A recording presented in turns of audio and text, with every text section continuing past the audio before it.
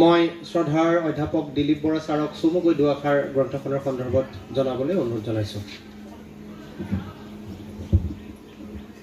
গ্ৰন্থ উন্মোচনী অনুষ্ঠানত উপস্থিত থকা সন্মানীয় অসম সাহিত্য সভাৰ প্ৰাক্তন উপসভাপতি শ্ৰদ্ধেয় কনক শৰ্মাদেৱ, নগাঁও জিলা সাহিত্য সন্মিলনীয় সভাপতি ডাক্তৰ ঋষেশ্বৰ ঠেঙালদেৱ, নলবাৰী জিলা সাহিত্য সমিতি সাহিত্য সন্মিলনীৰ প্ৰাক্তন সভাপতি শ্ৰদ্ধেয় প্ৰসন্ন শৰ্মা ডাঙৰীয়া আৰু আমাৰ বৰ্তমানৰ কাৰ্যকৰী সভাপতি ডক্টৰ বিঞ্চি কুমাৰ দাস ডাঙৰীয়া।